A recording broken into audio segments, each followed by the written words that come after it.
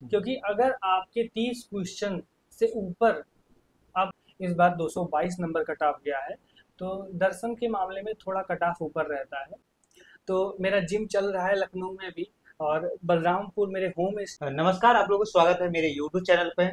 अभी हम संदीप भाई के पास आए हैं और संदीप भाई अभी नेट जीआरएफ जो है उसमें क्वालिफाई किए हैं। तो जानते हैं कि इसका संघर्ष क्या रहा है, रणनीति क्या रहा है। और मेरा नाम संदीप कुमार शुक्ला है, और मैं उत्तर प्रदेश के बलरामपुर जिले से जो है बिलोंग करता हूँ। हम्म। वहाँ पे एक छोटा सा कस्बा है, अच्छा। बिशनापुर, वहीं से। और मेरी शुरुआती पढ़ाई जो है वहीं पे एक स्कूल है, करुणा मेमोरियल जूनियर हाई स्कूल, अच्छा। जो कि मेरे काफ़ी दिल के करीब है। हम्म। और वहीं से मेरी शुरुआती पढ़ाई हुई है। काफी और दिल के करीब है मतलब क्या? कहने का मतलब ये है कि वहाँ के जो गुरुजन हैं, और वो सब ऐसे हैं कि अभिभावक की तरह मेरे लिए हमेशा मार्गदर्शन उन्होंने किया है। जी। और उन्होंने हमेशा जो है मुझे सपोर्ट किया हर चीज़ में, और दिशा निर्देश मुझे बुनियादी जो है वहीं से मिला है। अच्छा। तो मैं सबसे पहले करुणा मेमोरियल जूनियर हाई स्कूल, जहाँ से मैंने अपनी शुरुआती बुनियादी पढ़ाई की, उसको जो है उस संस्थान को, और वहाँ पे पढ़ाए जिन्होंने मुझे पढ़ाया और ज्ञान दिया, उन सभी गुरुजनों को मैं नमस्कार करता हूँ। उसके बाद जो है हमारे ज़िले में ही तराई का ऑक्सफोर्ड कहा जाता है, एमएलके पीजी कॉलेज, वहाँ से मैंने बीएससी की पढ़ाई की। तो उसके बाद चूंकि दर्शन से मेरा जुड़ाव बचपन से ही जुड़ा हुआ था, हम्म। कॉन्शियसनेस, रियलिटी क्या है, ये सब बातें मेरे दिमाग में, मेरे दिल में हमेशा गूंजती रहती थी। तो दर्शन के से मैं जुड़ा हुआ था। उसके बाद मैंने फॉर्म फिल किया, और एमएल के राम मनोहर लोहिया अवध विश्वविद्यालय, वहाँ से मेरा सिलेक्शन हुआ। और वहाँ से फिर मैंने फिलॉसफी से एमए किया। राम मनोहर लोहिया अवस्थ विश्वविद्यालय में जो हमारी प्रोफेसर मैम है शालिनी सिंह जी, तो मैम का मैं बहुत धन्यवाद करूंगा। उन्होंने दोनों साल मुझे बहुत जो है सपोर्ट किया, और बहुत अच्छे से दिशा निर्देश किया। दर्शन के बारे में जितना भी मैं जहाँ भी पहुँचा हूँ मैम की वजह से पहुँचा हूँ। तो बहुत बहुत धन्यवाद उनका। उसके बाद जो है जीआरएफ की फील्ड में कब आपने मैं सोचे आपको थे? बता ही रहा हूँ, मैं हम्म। चाहता हूँ कि जो भी दर्शक देख रहे हैं वो प्रॉपर जुड़ जाएं, जो है हम्म। समझे कि कहाँ से कैसे क्या हुआ। हम्म। तो वहाँ से मेरा जो ख़त्म हुआ, उसके बाद मेरी जेआरएफ की जर्नी स्टार्ट हुई। हम्म। मैम ने मुझे इसमें सजेस्ट किया कि आप जेआरएफ कैसे कर सकते हैं, क्या कर सकते हैं, सारा दिशा निर्देश मुझे बताया। फिर खैर मैं आपको एक चीज़ और बता दूं, मेरा जो बैकग्राउंड है वो बिजनेस बैकग्राउंड है। मैंने कुछ अपने जो है काम धाम स्टार्ट किए थे, जैसे मेरा लखनऊ में जिम चल रहा है। अच्छा, जिम भी चल रहा है? जी, मेरा जिम चल रहा तो है। आपने जिम में तो बहुत कमाई होता है, जिम को छोड़ के फिर जीआरएफ की फील्ड में देखिए, आप। बात यहाँ पे कमाई और पैसे की बात नहीं है, बात यहाँ पे है दर्शन से मेरे लगाव की बात है। तो मैं पहले ही आपको बताया कि दर्शन मेरे हमेशा दिल में जो है अंकुरित रहा है। हम्म। तो इसीलिए मैं जो है अपनी एकेडमिक्स में इसको जो है प्रायोरिटी पे लेके चला आया। तो मेरा जिम चल रहा है लखनऊ में भी, और बलरामपुर मेरे होम मतलब सिटी में मेरा एक जो है बिल्डिंग मटेरियल का जो है शॉप, वो भी चल रहा है। अच्छा। मतलब आप समझ रहे हैं, इन दोनों दोनों बिजनेसों को मैं मतलब बिजनेस रिस्पॉन्सिबिलिटी जो मेरे ऊपर है उसको साथ में रखते हुए मैंने अपनी पूरी पढ़ाई की। मुझे ज़्यादा टाइम भी नहीं मिल पाता था। तो आपने सुबह कितने दिन तैयारी की है जीआरएफ के लिए, नेट आ, जीआरएफ के लिए? मुझे ज़्यादा समय नहीं मिल पा रहा था। मुझे मैक्स टू मैक्स 1 महीना जो है समय मिला। अच्छा, एक महीना में जीआरएफ जी। क्लियर कर लिया जी। आपने?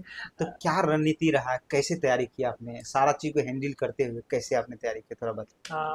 बात ये है कि मैं, चूंकि समय ज़्यादा रहता नहीं है, जिम वगैरह सुबह से ही चलता है, तो सुबह बहुत जल्दी जल्दी उठ के मैं अपना सिलेबस कवर करने की कोशिश करता था, और रात को देर तक पढ़ के कवर करता था। और कुछ टाइम के लिए मैं अपना जो है बिजनेस साइड में रख के और बिल्कुल फोकस होके पढ़ा। फिर जाके मुझे ये सफलता जो है अर्जित हो पाई। आ, जो भी विद्यार्थी मुझे देख रहे हैं, मैं उनसे यही कहना चाहूँगा कि अगर आप बहुत डेडिकेटेड होके, बहुत फोकस होके, अपना सारा फोकस अटेंशन लगा के अगर आप तैयारी करते हैं, तो 30 दिन में भी आप निकाल सकते हैं। कोई बड़ी बात नहीं है इसमें। बस ये है कि आपका अटेंशन पूरा होना चाहिए। अच्छा, जी।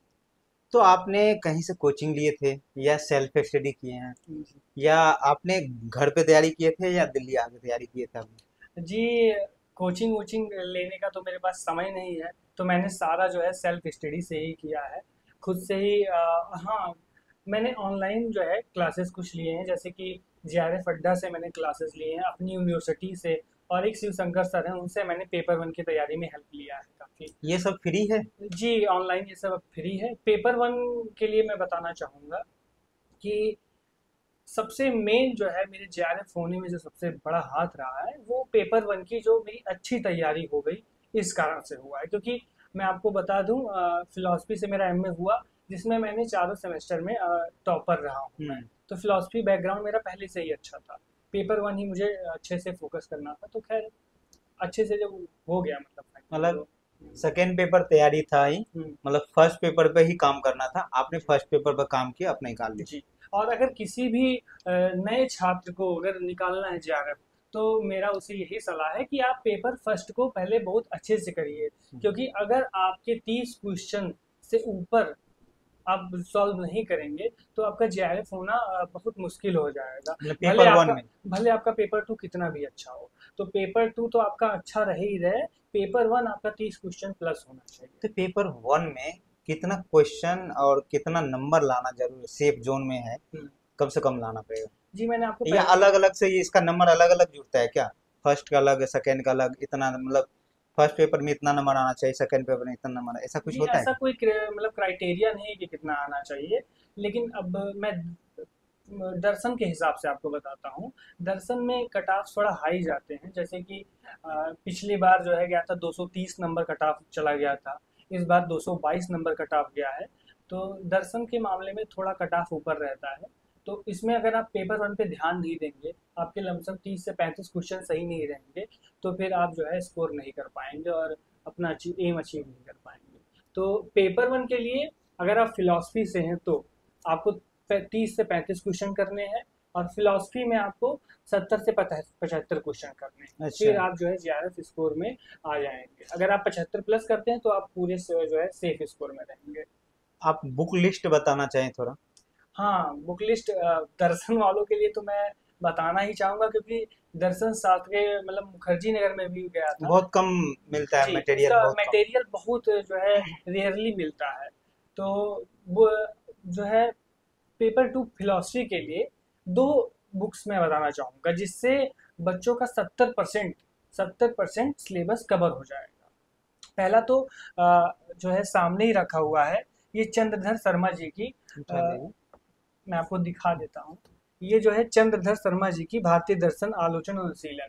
इससे आपका 60% पेपर टू में आता है। सिर्फ इससे आता एक है। बुक से 60%? जी, इससे आता है। हम्म। अगर कोई बच्चा इसको अच्छे से पढ़ लेता है, तो उसका 60% इसी से लगभग लगभग रेडी हो जाता है।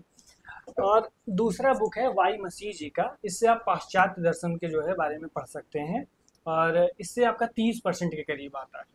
मतलब आप हम्म। समझ के चलिए दोनों बुक 80% के करीब आपका कवर कर देंगे। दो बुक क्लियर किए, 80% हो जी। गए। और बाकी बुक्स हैं भारतीय, जैसे कंटेम्प्रेरी में है भारतीय दर्शन, और कंटेम्प्रेरी वेस्टर्न दर्शन में है। तो उसको आप बसंत कुमार लाल जी के जो है बुक से कवर कर सकते हैं। सारे टॉपिक आपके कवर नहीं होंगे, कुछ टॉपिक आपको इंसाइक्लोपीडिया पे जाके पढ़ना पड़ेगा। लेकिन मैक्सिमम टॉपिक आपके जो है कंटेम्प्रेरी वाले बसंत कुमार लाल जी की किताब से कवर हो जाएंगे। अपने प्रीवियस ईयर के क्वेश्चन कितने ईयर के लगाए थे? हाँ, सबसे इम्पोर्टेंट ये है कि कोई भी बच्चा जैसे मान लीजिए स्टार्ट करने जा रहा है, तो सबसे पहले उसको ये काम करना होगा कि वो एक पीवाईक्यू उठाए, उसे लगाए, थोड़ा सा उसे समझ में आए कि पेपर कहाँ जा रहा है, क्या उसकी बाउंड्रीज है। जब उसको ये समझ में आ जाएगा, फिर वो जब पेपर पूरा सिलेबस पढ़ना स्टार्ट करेगा, तो उसे समझ में आ जाएगा कि क्या मुझे पढ़ना है, इसमें से क्या इंपॉर्टेंट है, कितना उसको टाइम देना है। तो ये कौन बात है। सा पब्लिकेशन का बुक आपने दिए थे तो उसका भी? मैंने जो है previous year previous year question solve करने के लिए मैंने जो है यूथ कंपटीशन का जो है बुक सॉल्व किया था, और उससे मुझे बहुत हेल्प मिली थी। आपने और कहीं कोचिंग भी मतलब इसके लिए थे क्या, ऑनलाइन नहीं, कोचिंग नहीं लिया था मैंने। टेस्ट सीरीज का? नहीं, टेस्ट सीरीज का कोई कोचिंग नहीं लिया था, क्योंकि ये टेक्स्ट बुक पे भी अवेलेबल नहीं है। फिलासफी का जो है काफ़ी कंटेंट अवेलेबल नहीं है। अच्छा। तो फिलासफी के लिए आप ले सकते हैं अरिहंत की बुक, अरिहंत की गाइड। उसमें ढेर सारे क्वेश्चंस रहते हैं, आप उसको सॉल्व कर सकते हैं। उसमें सिंपल सिंपल बेसिक अंडरस्टैंडिंग भी जो है दी रहती है कॉम्प्रिहेंशन में। तो, और दूसरी चीज़, आप यूथ कंपटीशन लगा सकते हैं। ये दो चीज़ है। तो आपका डेली रूटीन क्या रहता है, कितने आवर स्टडी करते थे आप, थोड़ा बताना चाहिए डिटेल्स। डेली रूटीन ये था कि शुरुआत में 10 दिन तो लमसम मैंने 4-5 घंटे के जो है स्टडी की, और लास्ट के 15 से 20 दिन मैंने लमसम 8 से 9 घंटे की प्रॉपर स्टडी की है और काफ़ी फोकस स्टडी की है, स्टॉप वॉच वगैरह प्रॉपर लगा के तब जाके ये चीज़ें मतलब फाइनल। डिसिप्लिन कितना जरूरी है? डिसिप्लिन सर जो है इसमें बहुत ज़रूरी है, क्योंकि अगर आप डिसिप्लाइज नहीं हैं तो फिर आप जेआरएफ भूल ही जाइए। हम्म। हाँ, जेआरएफ आपका नहीं होने वाला, क्योंकि कंपटीशन इसमें काफ़ी ज़्यादा है। आपने इतने अच्छे मतलब आपके बिजनेस चल रहा था, उसको छोड़ के क्यों इधर मूव किए? मतलब बहुत सारे लोग होता है कि मैं 10,000 या 20,000 या 50,000 कमा रहा हूँ सेफ जोन में हूँ। हम्म। आपने जिम भी है आपका और भी दुकान भी है और दोनों आप ही हैंडल करते हैं, मतलब आपने अच्छा खासा लगभग मुझे लग रहा है कि 1-2 लाख रुपए महीना कमाते होंगे अरे कम से कम। जिम में तो अच्छा खासा पैसा हो ही जाता है, जी जी। क्योंकि आपने बताया कि बहुत बड़ा जिम आता है आपका। तो उसको छोड़ के इधर आने का एक मोटिव, और इतना अच्छा खासा आपने पैसा कमा भी रहे, तो क्या रीजन था? देखिए दर्शन से जेआरएफ निकालना, पीएचडी करना, ये सब पैसों के लिए नहीं है, ये मेरे मतलब जो है अपने पर्सनल अफेक्शन के कारण है। मैं दर्शन से काफ़ी सेटिस्फेक्शन के लिए? सेटिस्फेक्शन भी नहीं कह सकता, मुझे पर्सनली लगाव बहुत है दर्शन से, और दर्शन पे मैं कुछ काम करना चाहता हूँ। और वैसे भी दुनिया में जितने भी बुद्धिजीवी हैं सब दर्शन से ही जुड़े हुए हैं। हम्म। दर्शन से जुड़ने का एक फ़ायदा और है, शुरू से लेके अभी तक जितने ही बुद्धिजीवी इंटेलेक्चुअल रैशनल पर्सन्स हुए हैं, सबसे आपको जुड़ने का मौका मिल जाएगा। हम्म। तो ये बड़ी अच्छी चीज़ होती है। मतलब स्टूडेंट के लाइफ में कोई आपको जैसे पढ़ने का मन ना हो या कुछ हो, तो इसका कुछ कोई कोटेशन हो, और ऐसा क्या आपका मोटिवेशन का सोर्स रहा है जो मतलब? मोटिवेशन का सोर्स यही रहा है कि शुरू से ही मुझे अपने ओन सेल्फ पे जो है समझ मतलब खुद को समझने का जो है एक मन रहा है कि मैं कौन हूँ, ऐसी बातें। और जैसे जिद्दू कृष्णमूर्ति की मैंने एक बुक पढ़ी, नो द सेल्फ हम्म। करके, तो उससे मुझे काफ़ी जो है दर्शन से जुड़ने का मौका मिला। मैंने शंकराचार्य की विवेक चूड़ामणि और आत्मबोध करके कई साहित्य पढ़े उनके, तो उसमें जो मोक्ष, ब्रह्म और अद्वैत की बात की गई है वो सब मुझे काफ़ी अट्रैक्ट किए, और ये इस पथ पे थोड़ा बढ़ने के लिए प्रेरित किया जो है ये सब साहित्य। जो बच्चे, अभी बहुत सारे बच्चे डिप्रेशन में होते हैं, जी एंजाइटी में रहते हैं, मतलब और वो खुद को मतलब अपने लक्ष्य के प्रति, अपने जो ड्रीम है उसके प्रति कैसे मोटिवेशन बनाए रखें? बार बार जैसे बहुत सारे स्टूडेंट या क्या करते हैं कि 7 दिन पढ़ते हैं, उसके बाद 8वां दिन वो डिप्रेशन में चल जाते हैं, या उसको लगता है कि छोड़ दूं, तो वो कैसे मोटिवेशन बनाए? देखिए, आपने बड़ी अच्छी क्वेश्चन मतलब बहुत अच्छा सवाल पूछा है। एक्चुअली ये सिर्फ बच्चों के लिए नहीं है, मैं आपको एक जनरलाइज आंसर दूंगा, जो कोई भी मतलब देख रहा है उसके लिए काफ़ी हेल्पफुल रहेगा। ड्रीम की बात आपने की है, तो मैं सबसे पहले यही कहूँगा कि don't corrupt in your own self. आप अपने अंदर स्वयं से भ्रष्टाचारी ना रहें। हम्म। आप अपने पसंद को, अपने रुचि को समझें, और बिना किसी लालच के, जैसे आपने कहा ही पैसे आ रहे हैं तो कोई हम्म। पैसों के लिए मैं इसमें नहीं आया हूँ, तो ऐसे ही बिना किसी लालच के, बिना किसी प्रसिद्धि के लालच के, बिना हम्म। किसी पैसों के लालच के हम्म। आप जो है अपनी रुचि की तरफ आगे बढ़ें, और जो कोई भी प्रकृति में जो है पावर है वो आपको जो है उधर आगे लेके जाएगी, ये मेरा पूरा भरोसा है। रामानुजाचार्य जी ने भी कहा है अपने भक्ति के सिद्धांतों में कि जो कोई भी यहाँ पे प्रकृति में जो है ईश्वर है, उस पर आप महाविश्वास रखते हैं तो फिर वो आपको शिखर तक पहुंचाता है। आप किस पे विश्वास रखते हैं? मेरा तो, मैं तो कह रहा हूँ, मैं तो भी दर्शन पे शोध ही कर रहा हूँ, तो मेरा तो विश्वास है कि खुद पे भरोसा रखो, और अगर ईश्वर होगा, अगर आप खुद पे भरोसा रख रहे हो तो वो आपको जरूर से मदद करेगा और आगे लेके जाएगा। लेकिन ये है कि आपको खुद पे भरोसा रखना होगा, अपने आप को बिल्कुल बिना करप्शन के अपने रुचि से, अपने जो है अफेक्शन से जोड़ना होगा। फिलोसफी का स्टूडेंट ये भी होगा, दूसरे के मन में क्या चल रहा है पहले से जान लेते हैं, ऐसा कुछ किए आपने? नहीं ऐसा कुछ नहीं है। बात ये है कि दूसरे के मन में क्या चल रहा है ये बहुत सिंपल चीजें होती हैं, क्योंकि मतलब सबके मन में दूसरे सीधे सीधे। व्यक्ति को समझने में बहुत आसान आपको हो जाता होगा कि उसका रुचि क्या है, क्या मतलब क्या सोच रहा है, लगभग में थोड़ा सा आइडिया आ जाता होगा इसका। ऐसा तो नहीं कहूँगा, क्योंकि ये पर्पज ही नहीं रहा है मेरा। मैंने बताया आपको शुरू से ही, इसे पढ़ने का मेरा पर्पज यही है। एक्चुअली मैं खुद को ही जो है ज़्यादा समझने की कोशिश करता हूँ, और अरस्तु जी ने कहा है कि जब आप खुद को समझ लेते हैं तो आप सबको समझ लेते हैं। हाँ, मेरा क्वेश्चन भी यही है कि तो जब यही आपका खुद का ही क्वेश्चन है समझ और रहे यही हैं तो आपका आप तो आंसर पूरा है। दुनिया को समझ सकते हैं। ऐसे तो ही जो है जैन सिद्धांत में कहा गया है, अनंत धर्मात्म कहा गया है उसमें। अगर संसार में अनंत तत्व हैं और उनके अनंत गुण हैं। अगर आप किसी एक तत्व के किसी एक गुण को भी जान गए तो आप संसार के सभी गुणों को जान जाते हैं। तो मतलब ये सिद्धांत है, आपके क्वेश्चन का आंसर भी है। चलिए, आपसे बात करके बहुत अच्छा। नोट बनाना कितना इम्पोर्टेंट है?